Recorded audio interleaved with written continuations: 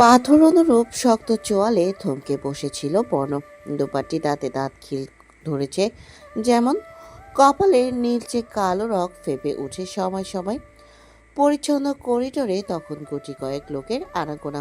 শ্বাস প্রশ্বাসের ফোঁস শব্দ আশেপাশে ভেসে বেড়ায়। বস্তার বেজায় খেপে আছে সেটা বুঝতে বাকি রইল না মাহিরের। আর চোখে দেখে চুপটি করে দুহাত ভাঁজ করে খানিক ঘেঁষে দাঁড়ালো সে। কিছু বলতে দেবে মনস্থির করেও বলা হয় না। বর্ণ ফিসফিসিয়ে উঠে চটে যাওয়া মেজাজ দেখিয়ে বলল, তুই দেখেছিস মাহির, ওই ডক্টর ফুলকে স্পর্শ করেছে? ফ্রেন্ডশিপ পেতেছ নাকি? আর ফুল বেয়াদবটা কিভাবে হাতে হাত মিলিয়েছে দেখেছিস তুই? ইতস্তত করছিল ছেলেটা। ঘাড়ে আলতো হাত বুলিয়ে মিনমিন করে, নো বস, আমি তো তখন ওখানে উপস্থিত ছিলাম না, তাই জেলাস জেলাস সিনটা মিস করে গেছি। একটা স্যাড সং। শেষ বাক্যটি আফসোস মিশ্রিত নিম্ন আওয়াজে বললেও বর্ণর কানে সূর্যের মতো বিঁধে গেল ঠিকই। সময় ব্যয় হয় না। বাজ পাখি শিকার ধরার মতো খপ করে মাহিরের কলা টেনে মুখোমুখি নিয়ে এলো। অপ্রত্যাশিত ঘটনায় বুক ধরফরায় মাহিরের। ঢোকিলে বর্ণর চোখের দিকে তাকাতেই শ্বাসরোধ অনুভূত হয়। ভুল শব্দ চয়ন করে রাগের বহর বাড়িয়ে দিয়েছে বুঝি বছর। তুই বলতে চাস আমি জেলাস? মাহের মনিদয় এধার ওধার ঘোরায়, কিছু কিছু জোড়া দৃষ্টি ঘুরে ফিরে তাদের দিকে তাকাচ্ছে। মান সম্মানের দফারফা, জিভে ঠোঁট ভিজিয়ে মাথা নেড়ে এবার হ্যাঁ একবার না ইঙ্গিত করে বলল বিকের মতো, আপনি যে সেদিন বললেন সুখের প্রেমে পড়েছেন, চোখের সামনে প্রেমিকার সাথে পরপুরুষের সখ্যতা গড়ে উঠলে বুকের ভেতর যে অগ্নি স্ফুলিঙ্গ উতলে পড়া ফিলিংস হয়, তাকেই জেলাস বলে বস। ছুঁড়ে ফেলার মতো বর্ণ তার কলার ছেড়ে দেয়। কঠোর দৃষ্টি বজায় রেখে দাঁতে দাঁত নিষ্পেষিত করে বলে, জেলাসের সংজ্ঞা জানতে চেয়েছি আমি। চোখের সামনে থেকে বহিষ্কার হ, গেট লস্ট। কেবিন নম্বর 308। এখানে সুখের অবস্থান।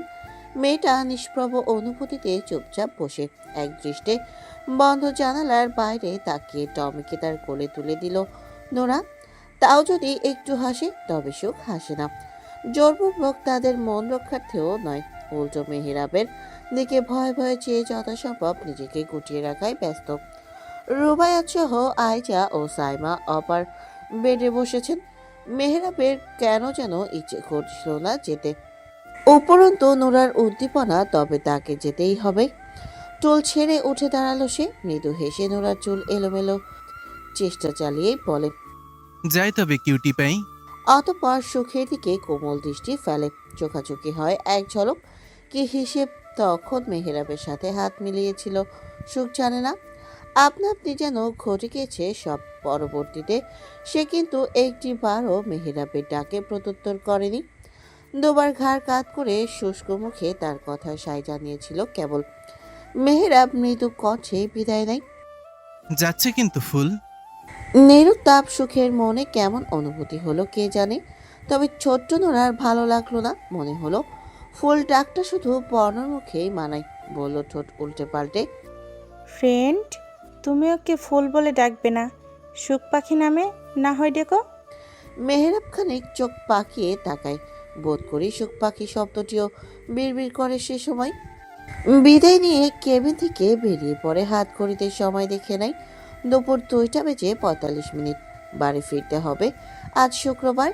এই দিনের অর্ধেক সময় বোন এবং তার কলিজার একাংশ ছোট্ট মিরাবের জন্য বরাদ্দ। এই দিনে তারা মামা ভাগ্নি এবং ভাগ্নি শ্রদ্ধেয় মাম্মি মিলে শহরের বিভিন্ন স্থানে ঘুরে বেড়ায়। মিরাবের বাবা থেকেও নেই, এদেশ ওদেশ পড়ে থাকে মাতৃভূমি ছেড়ে। দিন দুয়েক পর পর কল আসে ঘণ্টাখানেকের জন্য। দেশের মাটিতে কবে পা রেখেছিল ইয়ত্তা নেই। মেহেরাব অন্য মনস্ক থাকায় দেখতে পেল না একটি কলার খোসার সামনে থুবড়ে পড়েছে কোত্থেকে এসে। তার হাঁটার ফাঁকে নজর ছিল ঘড়িতে। স্টেথোসটা কোলেতে ঝোলানো, হোয়াইট কোট ডান হাতের ভাঁজে। গুনে গুনে 3 কদম আগাতেই আচমকা কলার খোসায় পা পড়ে স্লিপ খেয়ে মুখ থুবড়ে অগ্রভাগে পড়ে যেতে ধরে। অথচ সৌভাগ্যবশত পড়ল না। একটা শক্তিশালী হাত তার পিঠের চেক শার্ট খামচে ধরে রেখেছে। পেছনে টান পড়ায় শার্টের দুটো বাটন ঠাস ঠাস ছিঁড়ে সিঁড়ি বেয়ে গড়াগড়ি খেয়ে কোথাও একটা ঝুলে পড়ে গেল। হাতের ফাইল, কলার, স্টেথোস্কোপ সিঁড়ির মাঝখানে। মেহেরাব ঝুঁকে আছে সিঁড়ির মুখোমুখি। পিঠ খামচে ধরা হাতটি সন্তর্পণে ছেড়ে দিলে নিঃসন্দেহে সিঁড়িতে গড়াগড়ি খেয়ে হাত পা নাক ছিঁড়ে ভেঙে যাবে। আরে রে ডক্টর, স্টে সেফ। না জানি কখন কি ঘটে যায়। সোজা করে দাঁড় করিয়ে দেওয়া হয় তাকে। বুকে হাত চেপে প্রথমে জোরে জোরে কয়েকটা শ্বাস টানলো মেহেরাব। বুকের স্পন্দন নিয়ন্ত্রণ হারিয়েছে আতঙ্কে। নিজেকে সামলে পাশে চাইল পকেটে। দু হাত পুড়ে ভ্রু কুচিয়ে আছে আশফিয়ান বর্ণ। দৃষ্টি কেমন যেন। মাত্র যা ঘটে গেল তা অনাকাঙ্ক্ষিত ছিল। মেহেরাব আশেপাশে চোখ হাঁটিয়ে উৎসুক দৃষ্টিদের দেখে নাই। দুটো স্টাফ এগিয়ে আসে, হাতের ইশারায় তাদের কাছে আসতে নিষেধ করে বুঝিয়ে দেয় সে ঠিক আছে। একটা ছোট্ট থ্যাঙ্কস হবে না ডক্টর? অ্যাজ আই থিঙ্ক আমার কাছে আপনার থ্যাঙ্কফুল হওয়া উচিত। একটু লজ্জাবোধ করলো না পর্ণ কথাগুলো উচ্চারণ করতে, বরং সোচালো চক্ষুদয়ে একটু তার ছিল, খানিক অদৃশ্য খোঁজা প্রকাশ পাচ্ছিল, ঠোঁটে সূক্ষ্ম হাসির রেখা। ডক্টর চকিতে তাকায়। আসলেই থ্যাঙ্কফুল হওয়া উচিত, নচেত এতক্ষণ শ্মশান ঘাট পরিদর্শন করে আসতে হতো। সৌজন্য হেসে মৃদু স্বরে কৃতজ্ঞতা জানায়। থ্যাঙ্কস আ লট রকস্টার সাহেব, থ্যাংক ইউ ভেরি মাচ। গত 2 দিন যাবৎ সুখের সাথে কথা বলার চেষ্টা করছে বর্ণ, কিন্তু মেয়েটা নিশ্চুপ। তাকে দেখেই ভয়ে যে কারো পিছু লুকিয়ে যাচ্ছে। এমনকি সব পুরুষদের সে ভয় পাচ্ছে। কথা বলছে না দেখেই হয়তো বর্ণের জেদ কিংবা আগ্রহ গগনচুম্বী হয়েছে ফুলের রেসপন্স পাওয়ায়। আজ দুপুরে সুখকে ঘিরে রাখা 3 রমণীকে কৌশলে লাঞ্চ করতে অপর কেবিনে পাঠিয়ে সে একা কথা বলতে চেয়েছিল। অথচ অথচ মেয়েটা তার ছায়া দেখা মাত্র ফুপিয়ে বেডের সাথে সেটে গিয়ে গুটিসুটি মেরে রইল। বর্ণ এও লক্ষ্য করেছে সুখের শরীর অস্বাভাবিক কাঁপছিল তখন। বারবার হাত জোর করে দূরে সরে যাওয়ার মিনতি করছিল। সেই মুহূর্তে থমকে গেল বর্ণ, স্তব্ধ প্রায়। ফুল তাকে ভয় পাচ্ছে এই ভেবে যে সে হয়তো তাকে বাজেভাবে ছুঁয়ে কলঙ্কিত করে দেবে। সেদিনের ওই জানোয়ারগুলোর সাথে তাকে গুলিয়ে ফেলছে না তো ফুল? বড় তখনই বেরিয়ে এসে আয়জাকে পাঠিয়ে দিয়ে হসপিটাল থেকেও চলে এলো। 3 প্রয়োজনে আলাদা আলাদা 3টি ফোন তার, তন্মধ্যে একটি গ্যাং পরিচালনা করার। ওই ফোনে কথা চলাকালীন সময়ে প্রতিটি সদস্য যেন এক একটা রোবট। তাদের কথায় তখন ঘুণাক্ষরেও টের পাবার জন্যে। বাস্তব জীবনে এই 5 জনের অবিচ্ছিন্ন বন্ধুত্ব বহু বছর ধরে। তাদের পরস্পরের সাথে পরস্পরের সম্বোধন তুই। ল্যাবে ছিল জিসান, বর্তমানে সিকিউরিটি কনসাল্টিং ফার্ম প্রতিষ্ঠানের পেনিট্রেশন টেস্টার পদে আছে সে। কম্পিউটারে নজর ডুবিয়ে রাখার মাঝে ব্যাঘাত ঘটে, হাঁটু ভাইব্রেশন করে ওঠায়। চতুর মস্তিষ্ক চট করে বুঝে যায় ডাক এসেছে। ল্যাবে সে ছাড়া কারো উপস্থিতি নেই।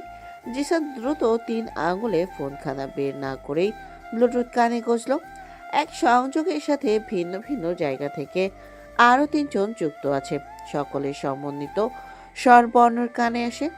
চিফ, রুরস্বরে কিছু একটা আদেশ করতেই জিসান জবাব করে। yeah, chief, it will be complete very soon. কথোপকথনের সমাপ্তি সেখানেই। বহু প্রচেষ্টায়ও রাগ কমছিল না বর্ণর। সবার সাথে সাথে বিক্ষিপ্ত হচ্ছিল উত্তপ্ত মস্তিষ্কের কণায় কণায়। হসপিটালের নিচে রেস্টুরেন্টে গেল আজও ভয়ার্ত আতঙ্কিত সুখে শান্ত করতে মেহেরাব উপস্থিত হয়েছিল। আসার পথে কানের গোড়ায় হিসিয়ে তো বলেছে ফুলকে যেন টাচ না করা হয়। তখন অবশ্য ডক্টরের জানতে চেয়েছিল ভীষণ অমায়িক স্বরে, বোনকে খুব ভালোবাসেন বুঝি? ঠিক সেই মুহূর্ত থেকে মস্তিষ্কে আগ্নেয়গিরি লাভা আছড়ে পড়েছে যেন। রেস্টুরেন্টে চুপচাপ গো ধরে বসে রইল সে। কিছু অর্ডার করলো না। মেজাজে দফারফা করতে হুট করে মেহেরাব এসে হাজির হলো। অনুমতিও চাইলো সামনে চেয়ারে বসবে নাকি। বর্ণ জবাব দেয়নি। ভরসা করে দেওয়ার মনোভাব নিয়ে চেয়ে থাকলো অনিমেষ। মেহেরাব ততক্ষণে নীরবতাকে সম্মতির লক্ষণ ভেবে আসন পেতে নিয়েছে। তবে বর্ণের চাহনি দেখে খানিক ভরকালো, গলা খাকারি দিয়ে প্রশ্ন করে অল্পক্ষণ পরেও নজরের হেরফের না হওয়ায় রকস্টার সাহেব, এনিথিং রং? এভাবে তাকিয়ে আছেন যে? বর্ণর ভাবান্তর হলো কই। দৃঢ় চোয়ালে তাকিয়ে রইল কঠোর দৃষ্টি ফেলে। টেবিলের কিনারা হাতের মুঠোয় এমনভাবে চেপে ধরলো যেন গড়িয়ে রেখে দিতে পারলেই তৃপ্তি মিটত। দাঁতে দাঁত নিষ্পেষিত করে জবাব দিল বর্ণ। এক্সকিউজ মি ডক্টর, এরা আমার চোখ, এদের মালিক আমি। যখন যেভাবে ইচ্ছে তাকাতে পারি, কৈফিয়ত দিতে হবে? রকস্টার সাহেব, এনিথিং রং? এভাবে তাকিয়ে আছেন যে? বর্ণর ভাবান্তর হলো কই। দৃঢ় চোয়ালে তাকিয়ে রইল কঠোর দৃষ্টি ফেলে। টেবিলের কিনারা হাতের মুঠোয় এমনভাবে চেপে ধরলো যেন গড়িয়ে রেখে দিতে পারলেই তৃপ্তি মিটত। দাঁতে দাঁত নিষ্পেষিত করে জবাব দিল বর্ণ। এক্সকিউজ মি ডক্টর, এরা আমার চোখ, এদের মালিক আমি। যখন যেভাবে ইচ্ছে তাকাতে পারি, কৈফিয়ত দিতে হবে? Absolutely not. ক্ষণকাল স্থির চেয়ে ঠোঁটে ঠোঁট চেপে মৃদু হেসে দুদিক মাথা নাড়ল মেহরাব। এহেন কঠোর প্রত্যুত্তরে অপমানিত বোধ করল না, বরং কেন যেন হাসি পেল। ইমাচিউরদের মতো লাগছিল বর্ণর হাবভাব। প্রাইমারি স্কুলের বাচ্চারা সামান্য কারণে যেভাবে পায়ে পা লাগিয়ে ঝগড়া করে, অনেকটা তাদের মতো মনোভাব। বড় নজর এড়ায়নি মেহরাবের হাসি। গলা ছেড়ে কেশে মেহরাব বলল পুনরায়, কি খাবেন রকস্টার সাহেব? কেন, আপনি খাইয়ে দেবেন? অদ্ভুত কথাবার্তায় বর্ণ নিজেও খানিক চকিত হলো। ঘোরের মাঝে অবজের মতো কিসব বলে যাচ্ছে। তার ব্যক্তিত্বের সাথে আদৌ এসব যায়? বিরক্তিতে চবাচক শব্দ তুলে কপালে আঙুল ঘেঁষে রাখলে মেজাজ নিয়ন্ত্রণ হারিয়ে তার ভাঙচুর। সামনের জনকে তিক্ত আঘাতে জর্জরিত করতে একটু বিবেকে বাঁধে না, অনুশোচনাও হয় না। তবে ডক্টর মেহরাবের প্রতি সে বিশেষ কৃতজ্ঞ। আফটার অল, ফুলকে সুস্থ করার পেছনে তার অবদান রয়েছে। নচেত মেহরাবের নজর গেল বর্ণর ডান হাতের দিকে। দীর্ঘশ্বাস বেরিয়ে আসে। গতরাত খোলা দরজা রেখে উদম পিঠে ঘুমে বোধ হয়েছিল নিজ কক্ষে। ভোরবেলা মায়ার বিস্মিত কণ্ঠে ঘুম ছোটে। মেহেরাব, পিঠে কি হয়েছে রে তোর? 4 আঙ্গুলের ছাপ মনে হচ্ছে। এটা মানুষের নাকি কোনো জন্তুর? ব্যথা অনুভব হচ্ছিল তার, কিন্তু পিঠ হাতড়ে দেখেনি। আপুর কথায় আয়নায় পিঠ পিছে দেখে সত্যি 4 আঙুলের কালশিটের ছাপ পড়ে আছে, যার সম্পূর্ণ ক্রেডিট রকস্টার আসফিয়ান বর্ণর। যাক, তবুও বন্ধ নয় সিঁড়ি গড়িয়ে হাত পা নাক সিটকে ভেঙে হসপিটালের বেডে শুয়ে পড়ার চেয়ে এন্টারটেনমেন্ট নিউজে একটা বিষয় চোখে পড়ল। হেডলাইন: রকস্টার আসফিয়ান বর্ণ এখন ঢাকায়। ইতোপূর্বে পরিচয় গোপন রেখে এখানে তার পদধূলি পড়লেও বোধ করি আড়াল থেকে তার ঢেকে রাখা মুখখানি কেউ দেখে নিয়েছে। এবারে ভিডিও করে নেটে প্রকাশও করেছে। শেরাটন ঢাকা হোটেলে কাল সন্ধ্যাবেলায় ফ্যানরা সবে ঘিরে রেখেছিল বেশ খানিকটা সময়। অটোগ্রাফও দিয়েছে অহরহ। নিজের ইমেজ সতেজ রাখতে বর্ণ আবার পটুদের শীর্ষে। মেজাজ খেয়া যাক, বিরক্তে মাথা শিরা ছিঁড়ে যাক, দাঁতে দাঁত চেপে অধর থেকে নজর কাড়া হাসি সরাতে ভুল হয় না তার। শুভাকাঙ্ক্ষীদের সামনে আজ ইন্টারভিউ আছে সন্ধ্যা 7টায়। লোকেশন ঢাকার আশেপাশে। বর্ণ সুঠাম দেহে পরিধানে আছে কুচকুচে কালো লেদার জ্যাকেট, সিলভার এমব্রয়ডারি করা white T shirt, ফোরেড blue jeans, পায়ে চকচকে ব্ল্যাক স্নিকার। পুরুষটির হাঁটা ধরন, চোখের সুচালো ঘোরটার দৃষ্টি, এমনকি প্রতিটি স্টেপই গাম্ভীর্য, আত্মবিশ্বাসপূর্ণ। তাতে আভিজাত্য ল্যাপটানো। আইজার ছেলের দিকে মোহিত চোখে বেশ অনেকক্ষণ চেয়েছিলেন। মনে মনে দোয়া করে দেন ছেলে তার সব দিক দিয়ে পারফেক্ট, মাশাআল্লাহ। খালি মাত্রাতিরিক্ত রাগী, অথচ বর্ণর চলনে বলনে সহজে বোঝা যায় না। তিনিও বুঝতেন না, যদি না সেদিন অভ্রর সাথে দেখানো সেই নিষ্ঠুর প্রতিক্রিয়া না দেখতে পেতেন। বর্ণ কিন্তু জেদি, নিষেধের প্রতি তার শুরু থেকে একটু বেশি আকর্ষণ। খানিক পরেই বেরোবে ইন্টারভিউয়ের উদ্দেশ্যে। হসপিটাল এসেছিল বর্ণ কোনো বিশেষ কারণে। ব্যাস, পা দুটো যেন অবচেতনেই হোটেল ছেড়ে এখানে উপস্থিত হয়েছে। সুখ তখন হুইল চেয়ারে, ডান পাটা হাঁটু থেকে পায়ের পাতা অব্দি আজও ব্যান্ডেজে চুপানো। বর্ণকে দেখা মাত্রই মুখ লুকিয়ে আইজার আঁচলের তলদেশে চলে গেল। বর্ণ এক ঝলক তাকে দেখে আম্মুর দিকে চায় প্রশ্নাতীত। ভদ্রমহিলা বলেন, ডক্টরের পরামর্শে করিডোর ঘুরিয়ে এনেছি। অনেক দিন তো পড়েছিল বেডে, এখন একটু রুম ছেড়ে বের হওয়ার প্রয়োজন নয় কি? সুখের মাথায় হাত বুলিয়ে দিলেন আয়জা। রুবায়াত ফ্ল্যাটে গেছে কোনো দরকারে, সাইমাকেও সাথে নিয়েছে। নুরা তাজিম সাহেবের সাথে বাহিরে। ধীর ধীর চোখে মুখের সামনে থেকে আঁচল সরালো সুখ। চোখ তুলে একবার বর্ণকে দেখে নজর নামিয়ে নিল। মানুষটি দৃষ্টি সরায় না, এক দৃষ্টিতে চেয়ে রইল। চুলগুলো আগের তুলনায় খানিক বেড়েছে সুখের, কানের লতি অবধি ঢেকে আছে। হলদেটে ফর্সা মুখশ্রীটা ফ্যাকাশে রক্তশূন্যের মতো লাগছিল। শুষ্ক ঠোকচেরা নিষ্প্রভ চোখের দৃষ্টিতে চঞ্চলতা খুঁজে পাওয়া দুষ্কর, সব যেন ধুধু মরুভূমি। বন সুখে ডাকে না, সে জানে মেয়েটা সাড়া দিবে না। ইচ্ছাকৃত হাতের ঘড়ি আর ওয়ালেট ফ্লোরে ফেলে দিল। হঠাৎ স্রোতে ভেসে যাওয়ার মতো ঘড়ি স্লিপ খেয়ে খানিক দূরে চলে যায়, প্রায় বেডের নিচে। সাবধানে বর্ণ, দেখলে তো পড়ে গেল। দাঁড়াও, আমি এনে দিচ্ছি। আয়জা ছেলের বেপরোয়াপনায় হতাশ হয়ে সুখকে স্থির রেখে পিছিয়ে গিয়ে ঘড়ি তুলে নিতে যান। ওয়ালেট হুইল চেয়ারের নিকটেই পড়েছে। বর্ণ আচমকা ঝুঁকে গেল সেদিক।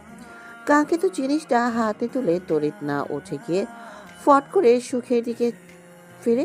সে সময় সেও আর চোখে চেয়েছিল বোধ করি। বর্ণ চক্ষু হাসলো। অধৈর্য গোল দেখা যায়নি মাস্কের আড়ালে। I missed you flower queen. I felt an impertinence deep in my heart.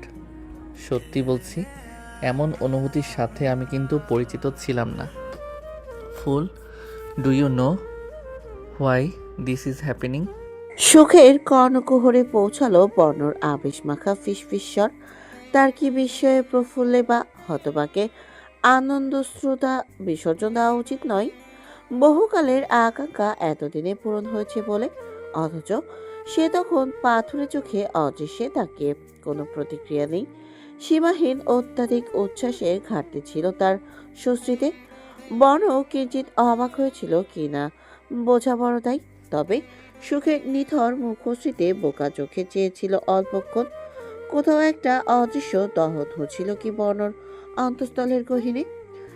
একটা চিনচিনে সূক্ষ্ম ব্যথার উপদ্রব হয়েছিল হৃৎপিণ্ডে। হুটহাট মনে পড়েছে কি সেদিন সুখের ক্রন্দনরত কথাগুলো। এমন একদিন আসবে যেদিন আপনি আমার হাত চাইবেন, আমায় ডাকবেন, কিন্তু সেদিন আমি পাগলা প্রেমিকা হয়ে সাড়া দিব না। কাল থেকে মাহির কিছু একটা বলতে চাইছে, কিন্তু সাহসে ধরছে না বর্ণর সামনে মুখ খুলতে। আর চোখে চাই, সেটা মাথায় এলিয়ে বরাবরের মতো বর্ণ চোখ বুজে, কিন্তু ঘুমন্ত নয়। হঠাৎ করেই মুখ খুলল। কিছু জানতে চাস? সুযোগ যেন নিজেই ধরা দিল। স্টিয়ারিং এ যে হাত চালাতে চালাতেই মাহির কলা খাকারি দিয়ে মৃদু গলায় কৌতূহল মিশিয়ে বলল, বস, মেশিনকে কি শাস্তি দিয়েছেন? জানা খুব প্রয়োজন। মাহির হতাশায়। সে বর্ণর অ্যাসিস্ট্যান্ট শুধু তার এই একটি আর্টের জন্য। জনসাধারণের আড়ালে থাকা বর্ণর স্পেশাল চরিত্র সম্পর্কে একটু আধটু ধারণা থাকলেও বেশ দূর অবগত নয়। অনেকবার সেই গ্যাংয়ের প্রবেশের আগ্রহ দেখালেও বর্ণের অগ্নিশীতল দৃষ্টি দেখে মনের ভাব মনেই পুষে রেখে দিয়েছে সযত্নে। এই বসটাও না, চোখের ইশারায় বেশি কথা বলে, মুখের চেয়ে বেশি হাত পা চালায় আজব প্রাণী। বন্ধরত চোখেই বর্ণ বাঁকা হাসে। রাত গভীর থেকে গভীরতায় ধাবিত হচ্ছে টিকটিক ব্যস্ত শহর, ধীরে ধীরে নীরবতাকে গ্রাস করছে। বর্ণ হুট করে চোখ মেলে গাড়ির বাহিরের আয়নায় দৃষ্টি নিক্ষেপ করে। একটা বাইকার আসছে পিছু পিছু, তার কিছু দূরে চোখ হাঁটালো আরও চেনা অচেনা বাইক চোখে পড়বে। একটা বৃত্তাকার অগ্নিরেখা, বৃত্তের চারপাশে ঊর্ধ্বমুখী দাও দাও জ্বলছে অগ্নিশিখা। এই আগুন যেন তেন আগুন নয়, এটা পানিতে নেভে না, বরং দ্বিগুণ ধ্বংসাত্মক হয়ে স্ফুলিঙ্গ ছড়ায়। এটা এক স্থান থেকে অন্য স্থানে ছড়িয়ে পড়ে না। কন্ট্রোলার যতটুকু কামনা করে ততটুকুই সীমাবদ্ধ থাকে। হলদেটে আগুনের তেজ বাড়তে বাড়তে ক্ষণে ক্ষণে রক্তিম হয়ে ওঠে। বৃত্তের ঠিক মাঝ বরাবর একটা নারী দেহ শুয়ে আছে। ঠিক শুয়ে নেই, বরং সে বাধ্য, উঠে দাঁড়ানোর সামর্থ্য হারিয়েছে। দেহের আকর্ষণীয় মসৃণ ত্বকগুলো ষাটোর্ধ বৃদ্ধর মতো ঝুলে গেছে, মাংস গলতে শুরু করেছে। নারীটির নাম বোধহয় মিশমি। বোধহয় বলার কারণ হলো তাকে দেখে শনাক্ত করার উপায় নেই কে সে। এমনকি তার নিকটতম আপনজনও এই অবস্থায় তাকে দেখলে শনাক্ত তো দূর, ভয় পিছু ছিটকে পড়বে বহুদূর। বর্ণ তার মুখের কথা রেখেছে। সেদিন মিশমিকে ওয়ার্ন করা হয়েছিল যদি সে কখনো কোনোদিন শিকদার পরিবারের দিকে ক্ষতির উদ্দেশ্যে চোখ তুলেও তাকায়, তার এই সমস্ত শরীর জ্বালিয়ে দেওয়া হবে। মিশমি শেষে পায়ে পর্যন্ত পড়েছিল একটু বাঁচতে, কিন্তু নিষ্ঠুর হৃদয়হীনের মন গলাতে সক্ষম হয়নি। তার অবস্থান হয়েছে আগুনের মধ্যভাগে, খানিক দূরত্ব বজায় রেখে গোলাকার হয়ে আগুন জ্বলছে থই থই। আগুনের উচ্চতা মাথার উপরিভাগ অবধি, তো সে তবু এই নাশকতা থেকে বেরোতে পারত যদি না আগুনের আগে উঁচু দালান সম কাচের মতো ধবধবে স্বচ্ছ দেখতে জিনিসটা না হতো। ওটা কাচ না, মিশমি ধাক্কিয়েছিল একবার মানব দেহ, সেটাই লাগতেই ইলেকট্রিক শকের মতো অনুভূতি দিয়ে তাকে ছুঁড়ে ফেলেছে ফ্লোরে। দ্বিতীয়বার সাহস হয়নি তার ধারে কাছে যেতে। অতঃপর ধীরে ধীরে মৃত্যুকে বরণ করতে হবে নিজেরই চোখের সামনে। এমন তো হওয়ার কথা ছিল না। তার পাপের পরিধি কি এতটাই বিশাল যে পরিণত এতটা ভয়ঙ্কর হতে হলো? গত হলো প্রায় 4-5 সপ্তাহ। আজ সুখ বাড়ি ফিরবে। দীর্ঘদিন পর বাড়িতে রব রব একটা ভাব ফুটে উঠেছে যেমন। আইজা রান্নাঘরে তার পাশ থেকে সানন্দে এটা ওটা রেডি করে এগিয়ে দিচ্ছে তুফা আর রাফসা। এই বাড়িতে চুলোয় আগুন ধরানোর দায়িত্ব কেবল বাড়ির বউদের। ধারণা করা যায় যদি 1000টা মেয়েরও থাকে তবু রুবায়াত কিংবা আইজাই রান্না করবেন। সপ্তাহে 3 দিন 12টা থেকে 3টা পর্যন্ত ব্যান্ডের সাথে বনর রিহার্সাল থাকে, আজও আছে। অতএব সে বাড়ি নেই। হানিফা বেগমের উৎকণ্ঠা বেশি লক্ষ্য করা যায় সুখকে দেখার। অভ্র মুখ বাঁকিয়ে পাশে বসলো ড্রয়িং স্পেসে। কি বলি, হঠাৎ দরজার দল পাল্টে পীর দরবেশ হয়ে গেলে যে। ওহো সুখ, আপনি কি বহুদিন গালমন্দ না করতে ফিরে হার্টের যন্ত্রণা বেড়েছে নির্ঘাত? কোথাও অ্যাটাক ফ্যাটাক হয়ে যাবে নয়তো বুড়ি। তোমার হার্ট কিন্তু এমনিতেই দুর্বল। বৃদ্ধা বেজায় খেপে গেলেন, দুর্বল হাতখানা তুলে হুঁশিয়ারি দেন। সুরু বান্দর, এটা কি দেখছোস? একটা দিমু গালের নিচে। আমি কি সবসময় ওরে গাল মন্দ করতাম নাকি? আদর তো করতে দেখলাম না কোনোদিন। আমার চোখে কি তবে এতদিন ছানি পড়া ছিল? অভ্র, ইয়েস মম। বাধ্যের মতো জবাব দিয়ে পিছু ঘুরে অভ্র। আইজা চোখ রাঙালেন। কতবার নিষেধ করেছি দাদুর সাথে এভাবে কথা না বলতে। উনি এবাড়ির বয়োজ্যেষ্ঠ। থমকে যাওয়া চোখে আশেপাশে তাকায় সুখ। ওপর থেকে ফুল ছিটাচ্ছে তুফা, নোরা আর অভ্র। তাদের এহেন পাগলামতে সুখ শুষ্ক ঠোঁটে একবার নিষ্প্রাণ হেসেছিল কেবল। পর থেকেই চুপটি করে আছে। তাজিম সাহেবের হাত থেকে তুফা হুইল চেয়ারের করে সুখকে এগিয়ে নিল ড্রয়িং রুমের দিকে। মাথা ঘোরাচ্ছে রুবায়াতের। অনুভূতি এমন যেন পুরো পৃথিবীটা ঘুরছে। চোখ মেলে রাখা কষ্টকর। আইজা ওনাকে রুমে দিয়ে এলেন। হানিফা বেগম জানতে চাইলেন সুখকে অনেকক্ষণ পর্যবেক্ষণের পর। কেমন আছিস নাতনি? কণ্ঠস্বর কোমল। দাদুর মুখে এমন সুর শুনতে সুখের কান দুটো সর্বদা মুখিয়ে থাকতো, অথচ আজ তেমন প্রতিক্রিয়া দেখালো না। প্রায় অল্পক্ষণ পরেই ঘাড় কাত করে উত্তর দিয়েছে, ভালো। ড্রয়িং রুমে একজন উপস্থিত ছিল আগে থেকেই, আশফিয়ান বর্ণ। সুখের চোখে চোখ পড়ল হঠাৎ করে। ঘন ঘন দুদিকে মাথা ঝাঁকিয়ে মেয়েটা দ্রুত মাথা নামিয়ে নিল।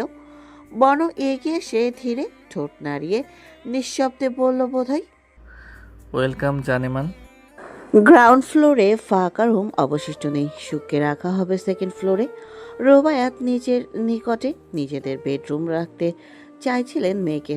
তামির সাহেবও সম্মতি দেন। পরে তোফা বলল, সুখের সাথে সেকেন্ড ফ্লোরে কোনো একটা রুমে না হয় সেই থাকবে। আইজার মনে ধরল কথাখানা। ছোট যাকে বুঝিয়ে রাজি করালেন ভদ্রমহিলা। সারাদিন মেয়ের কাছেই তো থাকবে, ব্যাস। রাতের কিছু ঘন্টারই তো ব্যাপার। রুবায়াতের ভয় তখন অন্য কোথাও, আর তা হলো সাইমা। অভ্রর পাশের রুম পরিষ্কার করা হয়েছে। বেডের চাদর পাল্টে পারিপার্শ্বিক সকল জিনিস মুছে ধুয়ে একদম ঝকঝকে পরিষ্কার। যদিও সপ্তাহে দুবার করে বাড়ির প্রতিটি ফাঁকা রুমগুলো পরিচ্ছন্ন করা হয়। হুইল চেয়ার সমেত সুখ ড্রেসিং টেবিলের সামনে বসে অপলক চেয়ে রয় স্বচ্ছ ক্লাসে। হসপিটাল থাকাকালীন সময়ে তার সামনে আয়না তুলে ধরা নিষেধাজ্ঞা ছিল ডক্টরের। সেখানে থাকতে নিজের প্রতিবিম্ব দেখা হয়নি। ব্যালকনির থাই গ্লাস খোলা, বিকেলের সূর্যের ক্ষীণ রশ্মি কিছুটা রুমে এসে ঠাঁই নিয়েছে আপছাপ। সুখ কাঁদছে না আজ, চোখে কোনো দুঃখ নেই, নেই কোনো হতাশা। নির্বাক চাহনি স্থির। একবার মাথায় হাত বুলিয়ে নেয় যেই ঝরঝরে কালো রেশমি চুলগুলো আগে পুরো পিঠে ছড়িয়ে বেড়াতো, তা এখন হয় না কিছু। অল্প শোকে কাতর, অধিক শোকে পাথর। সুখ বুঝি তেমন পাথরে রূপ নিয়েছে। তার বহুদিনের যত্নে গড়ে তোলা শখের চুল আর নেই, অথচ তাকে একটু হাহাকার ছুটে পারছে না। অথচ এই চুল তার অনুমতির চেয়ে কিঞ্চিত ছেটে দেওয়া হয়েছে বলেই একদিন কেঁদে কেটে বুক ভাসিয়েছিল। সুখ পাখি এমন মনমরা হয়ে আছিস কেন রে?